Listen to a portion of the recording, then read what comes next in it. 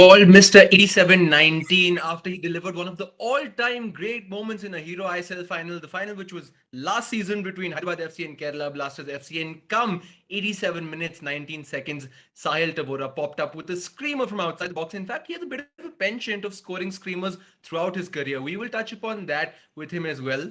But he now is an integral part of an Hyderabad FC team which is trying their best to replicate their efforts of last season and in fact go close, if not actually repeat the feat of becoming Hero ISL champions. So without any further ado, I will welcome Sahil Tavora and his once upon a time manager Phil Brown to the Let's Football live show. Gentlemen, so good to have your company here this Tuesday evening. I will start with you, Sahil. You had a good day? How's it going so far? Yeah, all good, all good. It's a pleasure to be here with you guys. Thank you for having me on the show, and I'm really looking forward to it. And a nice little reunion, isn't it, for you, Phil and Sahil? How long, after how long is it that you're interacting with each other again? Well, we came together 3 seasons ago when Hyderabad was first formed, and it wasn't a great season for Hyderabad Football Club. It wasn't a great season for me, and it was a change of franchise from Pune City to Hyderabad. We gathered together a gang of players, shall we call it, and we were living together, and we didn't have a training ground. We had all these problems and these issues, and the guys like Sahil just wanted to go out there and play. They didn't want to know about the politics of it all.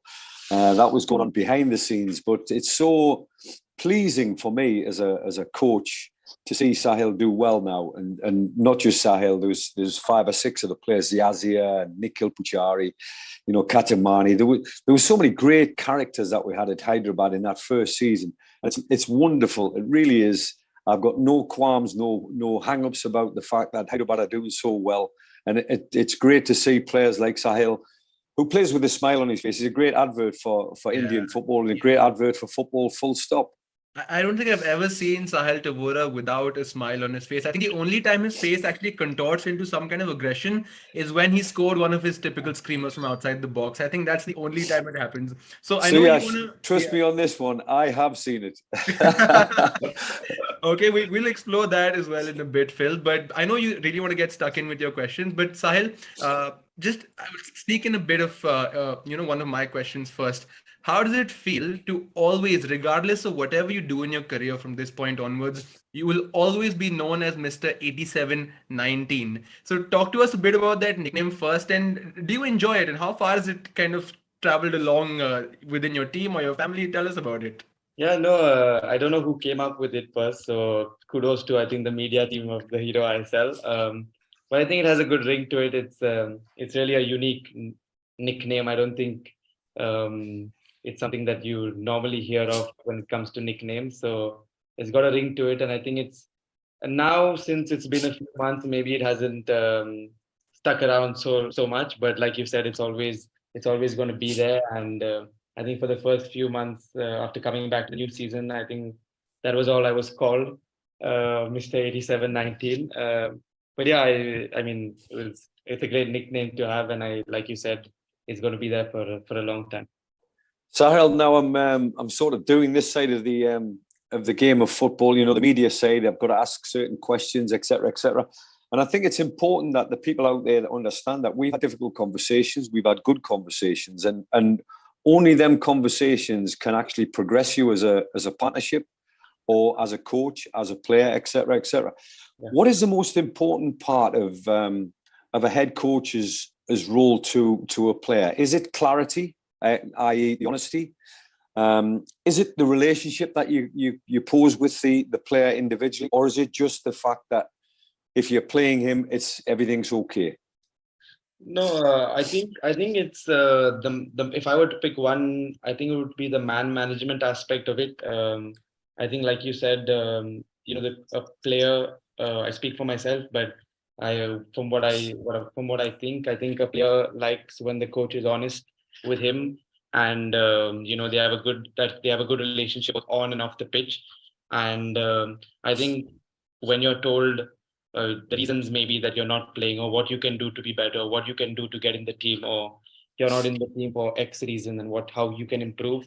I think that's what myself always wants to hear, and it's something that, of course, like you said, the hard conversations are to be had, and sometimes it's with a lot of honesty as well. So I think that's the main one for me. Yeah, Phil, I'll just throw a bit of a question over here as well. So Sahil, out of all the clubs that you've been in your career so far, right? You've spent the most amount of time in the Hero ISL for Hyderabad FC now, if I'm not mistaken. Um, what is it about Hyderabad FC that seemingly makes it different for you to be a part of that squad from all the other clubs you've been in, be it in India or abroad? Um, I think I've said this a lot in the past in a lot of the interviews, and I may sound a bit repetitive, but I think it's the atmosphere that we created here over the last few seasons, and that of course starts from the top to the bottom, from the head coach right down to the assistant staffs, the technical staff, all of them. We have the support staff as well. We all have a really good relationship here at the club, and on the pitch as well. I think we have a lot of continuity. So there's a lot of players that we've played with now, maybe for the third year running, and I think when you play with the same players for a long time, you get to know each other better, not just as footballers but as people as well. And of course, 2 years in a bubble, it was hard, but I think it helped us build sort of bonds and relationships with one another. That I think now that it's not a bubble, it's definitely still helping us. So I think that's a big factor here. I think the question I asked Manolo after the last victory against Bengaluru was a fantastic victory, but you've came into that game, Sahil, with I didn't ask him to elaborate on why the 4 changes. Why wasn't Yazir playing? Why wasn't Sana Singh playing? I didn't ask about that. I just said, at the end of the game, how does the head coach motivate not 1 to 11? Forget about that. That's the easy part in my part. Yeah. How does he motivate 12 to 25 or 12 to 30?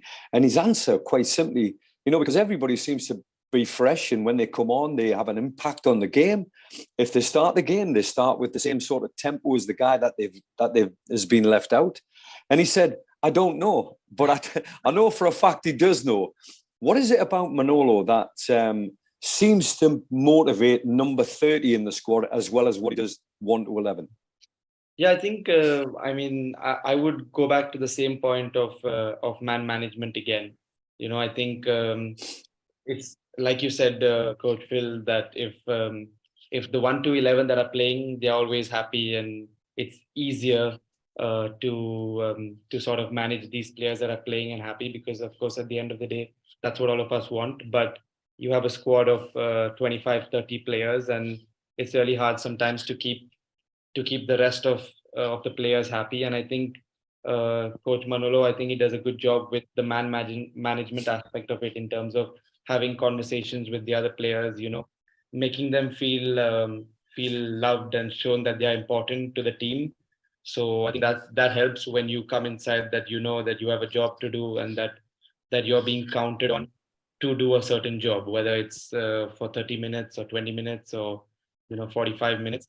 That you have that sort of backing from the manager, and I think that's from the coach. And I think also it helps having a few characters within the dressing room, maybe the senior players or the group as well, that probably motivates one another just through the training sessions. And the ones that are not playing, they're equally motivated in training to sort of go out there and put on a good session as well, and to sort of wait for your opportunity, and when it comes, to be ready.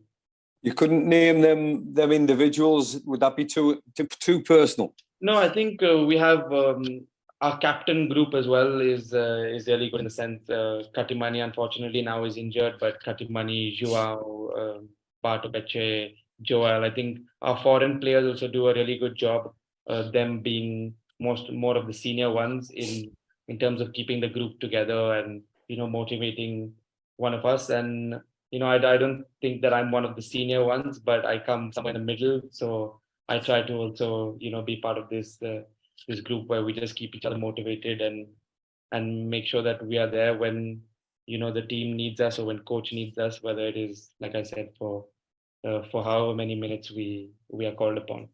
So yes, I don't want to cut you out here, but I could keep talking to Sahil all day. Sahil, just for an insight, into your way of thinking, your mindset, you play the 4-2-3-1. Yep. Now, are you a substitute ready to come on in a certain position, i.e., say Hitesh? Are you a direct fight for that role, as opposed to João Victor or Borja? Replacing them? Do you come on for one specific person, or do you come on in a certain situation and make sure you win the game by going into a 4-3-3, or is there a tactical reason why you come off the bench and play the rest of the game? So in terms of position, I think I've very rarely come on in any other position. I think once or twice I have come in another position, but usually I've come in the midfield too. So in the 4-2-3-1, it's one of the positions that I'm usually coming on in one of the two midfielders. And usually it depends on what the situation of the game is. So sometimes we are chasing the game, sometimes we are leading already and it's to see it out. And sometimes, it's the last few minutes of a game or the second half of the game where maybe the instruction is different as opposed if you're winning or you're losing. So I think I'm always, sent in with a clear instruction, and I try my best to sort of carry out what Manolo tells me. And so I can, hopefully if I do well, I'm there in the next game as well. So I'm always just trying to follow the orders and, do my job for the team. One thing I've learned over the last 3 questions is even if you're an expert now, if you've been an ex-coach at one point of time, you can't be too far away from any kind of tactical talk. I know, Phil, it's very tempting for you to get into that at any given opportunity, but I'm just going to bring it back a little bit to that goal now, Sahil. We have to talk about that. And I just want to play it again. First, in Mark Tompkins' iconic commentary, which before the show started, you said you liked very much. So why don't we just... Let me repeat that for everyone to hear that Mark did a really good job at commentary. I'm going to be honest and say I've watched the goal a few times. Sure, so let's watch it again. Let's have the goal right in front of you, and then we'll take the discussion forward. Let's have the goal.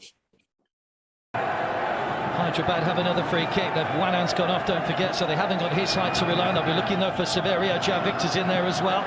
Leskovic away once more. Driven back in again! Oh my goodness! Sahil Tavora! What a strike!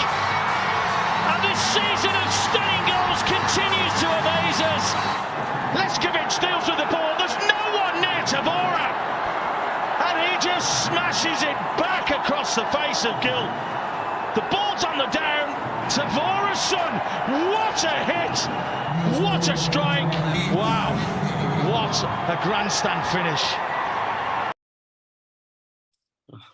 Okay, so Mr. Tavora, you're on the bench before the game starts and you've been told that you're not starting the game. Just take me through the hours leading up to that game. Were you angry? Were you frustrated that you weren't going to be able to play a part from the start in the final? And then when you came on in the 71st minute for Souvik Chakraborty, what was in your mind at that point of time? No, to be honest, I think going into the final, the few games before the final, we had played probably a similar lineup. So I was expecting to be on the bench and come on at some point. So I wasn't really angry or anything like that. I'll take your word for it. Okay. Of course I want to play, but I was expecting this. But I was, looking forward to coming on at some point in the game. And I think actually I wasn't meant to come on because we had 2 substitutions ready. And just as they were getting ready, I think Rahul KP scored. So I was like a last minute, swap for another substitute who was coming on, where now we had, I think 19-20 minutes to chase the game and come back into the game. So, I was obviously disappointed when I wasn't one of those 2 that was going in. But then when Rahul KP scored, I was, called upon, and I was, obviously I would have liked to enter a game in a better situation. But okay, 1-0 down. Let's try and get back into this game because we don't have a lot of time. So that was my mindset entering the pitch.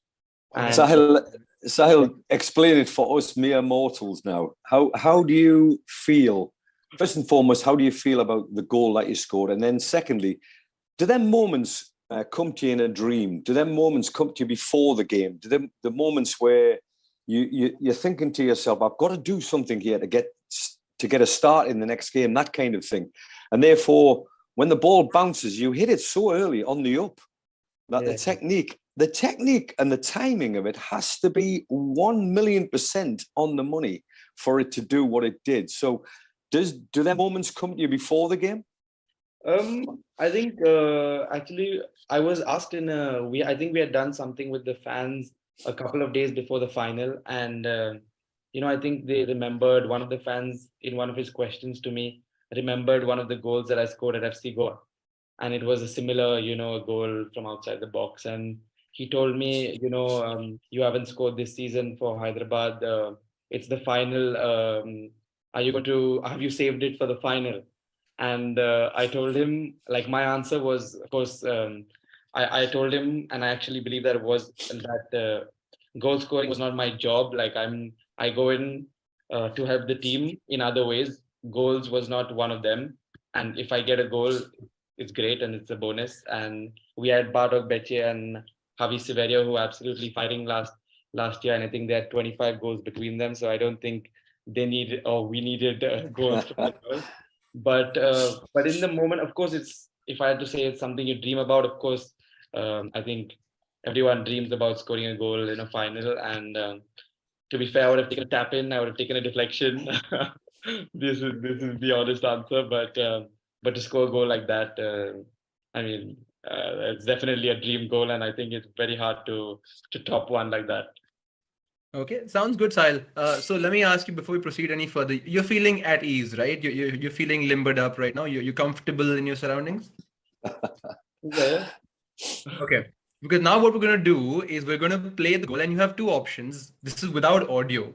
So now you either get the chance to commentate over the goal yourself and maybe try and one-up Mark Tompkins, even though you said that you really like the commentary, or you can just choose to kind of explain how you were thinking at every given point of time before you hit the ball and made that connection and had the ball go into the net. So in say 3, 2, 1, we'll have the goal play.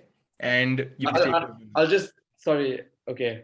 I'll just go back and I'll tell you what I was thinking. Sure. So here, we'll watch it over and then, yeah. Sure, we'll do that. But then, see, that's the contorted expression that I'm talking about over here, where you know, there's very rare moments where we see you not smiling, but that we've also seen you dancing a few times with your teammates after the goal has been scored. But like how do you decide whether you're happy after scoring a goal or whether you're just pumped up with your aggression? Like, how does it work? To be honest, Suyash, I don't decide. I think in a moment like this, I think it was just pure emotion that got the better of me. I hadn't, very often you plan a celebration, or maybe you plan, if I score, I don't know, do this celebration or do that, and then you score a goal like that, and it's just pure emotion, and I'm running crazy towards the stand that my family is at, because I remember I had like a proper Tavora stand there, because I had around 50 family and friends who had come just to watch the game. And so I was just trying to find my way to them. But in terms of what I was thinking in the moments leading up to the goal, I think because it was that late in the game, usually I think Kerala, they had two players outside the box, for the second action, and we were two of us outside the box, if you watch it. I think because it was so late into the game, one of them went inside the box to help, with heading. Like, so now they've kept just one, and there's two of us outside, so one of us is free, and that happened to be me. So I actually thought about that, if the ball falls to me here, I'm alone, and I wouldn't think twice, and I'm going to pull the trigger here. So that's exactly what happened, and I connected it really sweetly, and it was one of those where the minute I connected, that, oh, this has a chance of one of those. So I was just delighted that it went in. That's what the goal was. I was delighted for you as well, to tell you the truth. Can we change tact a little bit, Sahil? I'm just thinking about the age of you now, 26, 27-year-old. I think you're 27 now, yeah? Yeah. And I'm thinking about your future. I'm thinking about the next maybe 5 to 10 years. What have you got in your mind about the next 5 to 10 years? Have you got staying in India, staying at Hyderabad, winning as many things as you possibly can? Or are you thinking about international football? Well, the immediate goals would be, I think I've I've played a lot of games for Hyderabad in the last few years, but I've come on, from the bench, most of them. So I think the ideal next step would be to try and get more starts, and be sort of like a regular from the start. Of course, that's something that the coach decides, and this being a team sport, there's always competition, um, and I have competition in here with Hitesh Sharma, who's doing extremely well as well. So my immediate goal would be to get more, more starts, and the national team is something that I haven't been a part of yet. So I think it's one after the other. So if I manage to get more starts, maybe, and then the performances are at a certain level, then that would mean that that I have a chance of making into the national team. But this is of course a process, and so these are I would say are the immediate two things that I would aim for or work hard towards. The reason why I asked the international question, for me, I think I've got to be thinking about the future of Indian football from a media perspective, which way the game is going. And I've came here, 4 years now, and the game has definitely progressed in 4 years to a level of individual talent, certainly collective talent. The stats, the numbers where Indian players, certainly young Indian players, are concerned, the stats are on the way up. The more goal scoring, the more contributions. I think the if you want to call it, when I first arrived, there was a 7 foreign rule with 5 playing. It's now coming down, and slowly but surely. I'm not saying get rid of the foreign influence altogether. I think the foreign influence is healthy, but the foreign influence now is younger. It's not always 35, 36-year-olds. You're getting 27, 28, 29-year-olds. So all of it is moving in the right direction, Sahil. And what I'm trying to think is, how far do you think down the line in India qualifying for a World Cup competition, say, for instance? Yeah, I mean, I agree with you completely in the sense that I think there are a lot of the right steps that are being taken towards this sort of dream that we all have. One day be for the national team to be a part of the World Cup. And I think we see a lot of countries at the World Cup this time, the so-called minnows, or countries that maybe 10 years ago or 15 years ago weren't really, you never heard of them at World Cups, of performing at a certain level at the World Cup. And now you see the number of upsets, or, like a Japan doing so well, Australia. Yeah. So this, I think, is something that we can use as sort of hope for us, for India as a whole, that if we are taking the right steps and continue to take the right steps, that we can be there like one of these other nations. And just the little things like the foreigners that are coming now, they are of a younger age, or at a different stage of their career, where they really want to make an impact. Maybe that wasn't the case a few years ago. So just these little things that I'm sure are going to help us. And I think step by step, definitely it's a few steps away, but I think step by step, all these little things are really going to help us to achieve this. Yeah. Sahil, talking about exposure, and let's touch upon something that most people maybe haven't brought up with you too often. I want to talk about that stint you had in Portugal, in the 4th division. Could you tell us a bit about how that move materialized, how it went for you over there, and what you generally take away from that move? Because then you decided to come back to India. Yeah. Could you just run us through that entire episode, please? Yeah, I was there. I was there for one season. After the season that I was at Mumbai, it happened through a player actually who I played with at FC Goa, who knew a club there, who were interested, and offered to take me for a year for a season there. And it's something that I always wanted to do, just to have that experience. And individually, it was really good for me. It was really different circumstances, different challenges, different conditions. A lot of things that were really foreign to me that I experienced for the first time. And I played a lot of games there. I think the entire season was close to 30 games there, but unfortunately the team didn't do so well as a team. So maybe we didn't have the best results as a team, but individually was a really good experience for me. And coming back even till today, I have a lot of those experiences that helped me. And just experiencing a different culture, and the way a country like Portugal also is with their football, was absolutely amazing. And it's something that I take with me all these years that I'm going to be playing. Suyash, if I could contribute to that that comment by Sure, Sahil. yeah. I think the one thing that we've been talking about as a whole, I'm not just talking about football here. I'm talking about production. I'm talking about World Cup and everything that's been going on. Everybody seems to be saying that India, the way to qualify for a World Cup would be exposure externally, i.e. what Sahil Tavora has done.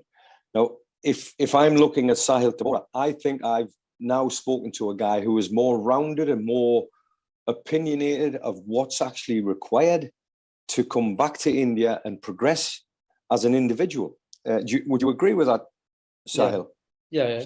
And what part of the exposure of European football, not just necessarily Portugal or European football, but what part of football outside of India helped you? Was it the education process? Was it the coaching? Was it the quality of the players? What part of it was it? Well, I think the intensity was one of the things that was first noticeable, and the competition there is really competitive because I think they have a different football culture, just like it would be in Europe or in England or anywhere where everyone I think wants to be a professional footballer first before anything else. It's the one thing that they want to do, and maybe in India we don't have that culture yet.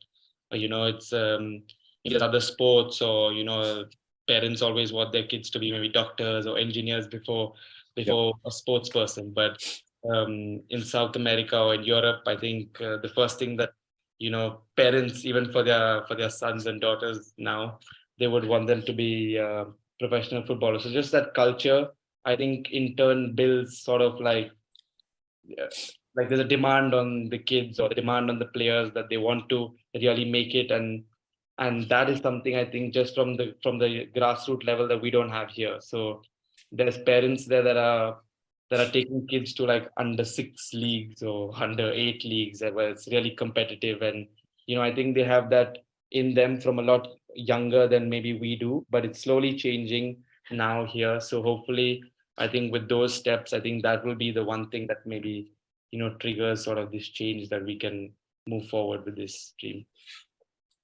Yeah.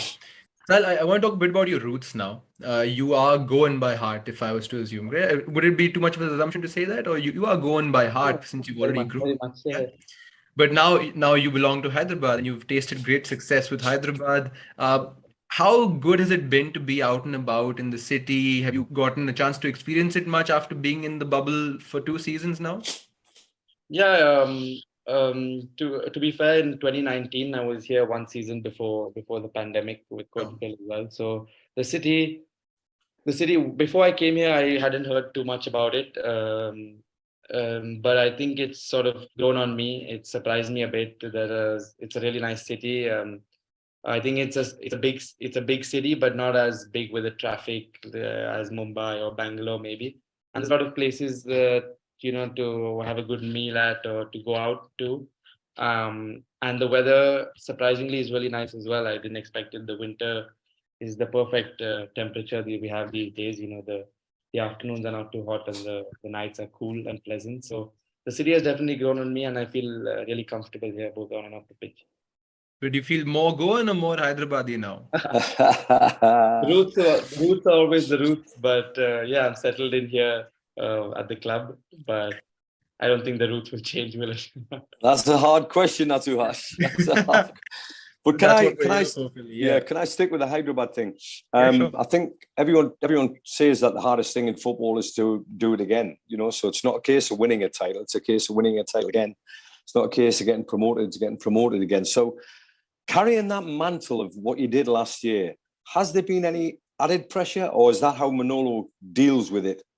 He's kept the pressure away from the players, because you don't look as if you're under pressure. You look as if you're quite comfortable at playing the football that you're playing. I remember you had 2 back-to-back defeats, and Manolo came out in the press afterwards, and his response was, well, the players are not reaching the standard that's required. So he's putting it back on the players, and then all of a sudden you've gone bang, bang, bang, 3 wins on the bounce. So the players are taking up every challenge that Manolo throws at you. But the hardest part in football is to do it again. Yeah. Are you prepared for this time? I think of course it's been a little harder in the sense that we at Hyderabad in the past have played against teams that were champions the previous year. i.e. Mumbai last Yeah. season. I think when you play against a team that's been a former champion or is the current champion, I think you have that extra motivation, or you're pumped up to sort of beat the champion. So I think every game we go into this season, the teams are extra motivated, or they really want, or they set up maybe differently, maybe a little deeper, makes it frustrate us or makes it harder for us to sort of play the game that we want to play. And it's true that when you had those back-to-back defeats, I don't think we performed at the level that we should be performing at, or both individually, myself and the team as well. So of course there's a demand, and I think Manolo has always been a demanding coach, and we have set the standard for ourselves. So last season with our performances, I think we have set the benchmark, and anything below that now it shouldn't be acceptable, not by us individually or as a team. And I don't think Manolo accepts that as well. And I think that sort of maybe helps us or drives us on to continue maintaining the standards. And hopefully we can, repeat the success of last year or better. Albeit, I would say you're a lot younger, of course you are, than Bartok Becci. Did you ever have a quiet word with Bart when he was struggling? Because, I mean, he wasn't struggling in terms of form. His football was still good. But when a goal scorer stops scoring goals and he's looking for them people around him that's going to support him, both on and off the field of play, I would have classed you as one of them guys that knew what to say, when to say it, and how to say it. Did you ever have a word with Bart when he was struggling? Because the last game he was outstanding as far as I was concerned. I thought he was brilliant. Yeah, no, I think if you look at any goal scorers across the leagues all over, I think sometimes you go through a patch maybe where you're not firing, especially with Bart, how the goals that he scored last year. But I don't think for 1 second me or any of the other teammates doubted that he has goals in him. I think he's a born goal scorer, and I think it was a matter of time before they hit the back of the net. And I don't think we really had an individual word where I spoke to him. I think he always believed in himself, and I think we were just there. We never doubted him. We supported him, and we backed him. I think the coach did as well, and I think it would be great for us if he continues, builds on the last game, and I'm sure that he will, and we'll be back firing again. Yeah. No, Sahil, it's been a great chat so far. I just want to wrap it up with a couple of questions now. First of all, I know the personal ambitions kind of go side by side with the team's ambitions, and we all know what the team wants to achieve this season. But have you set yourself a few list of personal ambitions before the season started, and what would they be in terms of goals, assists? Do you do that sort of thing ever? I don't really do a goals and assists, benchmark, because I think it depends. I play in a position that it's not the primary role. It's not my primary role to score an assist. Of course, like I mentioned about the goal, if it comes, it's always a bonus and albeit a screamer. But I think my personal goal was just to build on last season. I think we had a fantastic season as a team and individually as well, and I just wanted to, to make that next step and to push on from there.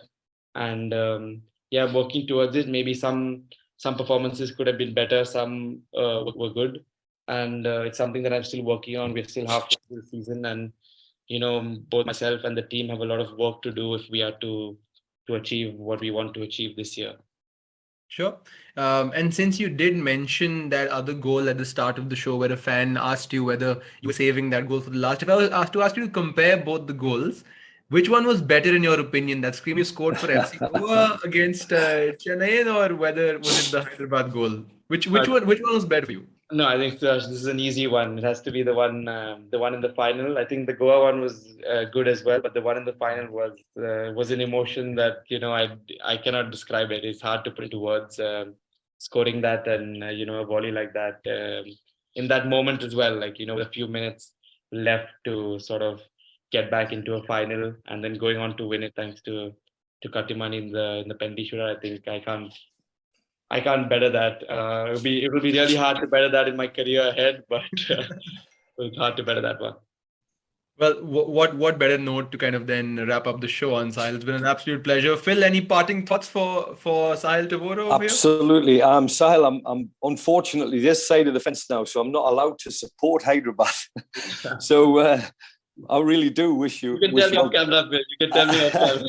No, I really do wish you well. But I've got three favourite coaches at the moment. I think Manolo Marquez it's a no-brainer. The father figure of the Hero ISL, and there's got one or two characters beneath him. You know, Ivan Vukomanovic, I think, is doing a fabulous job at Kerala Blasters. Absolutely brilliant. His teams look motivated, driven, you know, uniform, whatever, you know, they're really prepared properly. And Des Buckingham, obviously, at Mumbai City. So there's three coaches, I mentioned three teams. And obviously you're going to say Hyderabad, but who are you going to play in the final? That's what I want to know. If I had to pick, honestly, I would pick a repeat final, just like the one last year. And if we can have it in Fatah, that would be great as well. So long as you're starting the game, of course. You have to ask Malan on that one. Absolutely. Sahil, just to wrap up, what are your thoughts and what's your message for the Hyderabad FC fans who've been through thick and thin with you and ahead of the rest of the season? Your message for them? We're really grateful that we can finally, play in front of them. The 2 years that we did so well, and we weren't unfortunately able to play at Gachibowli here in Hyderabad, but just coming back to them to play in front of them. Even the game in Bangalore, they had a fair few fans traveling there as well. So just to have this fan culture back and to play in front of them is great. And like you said, they've been with us through thick and thin when the team wasn't doing well. And now they're here with us again as champions. So it's great to have them. And we hope to put in performances that make them happy and proud. On that note, Sahil, it's been an absolute pleasure having you on the show. Thank you so much for joining us. And thank you, Phil Brown, for your company as well. Always a pleasure having you on the show. And to everyone who tuned into this episode of the Let's Football Live Show, we will be back with you every week like we've been doing throughout the rest of the season. And until next time, it's a goodbye from me, Sahil Tavora, and Phil Brown on the Let's Football Live Show, guys. Take care. See you. Thank you. And Jamshedpur have won the Hero ISL. Hyderabad are the Hero Indian Super League champions.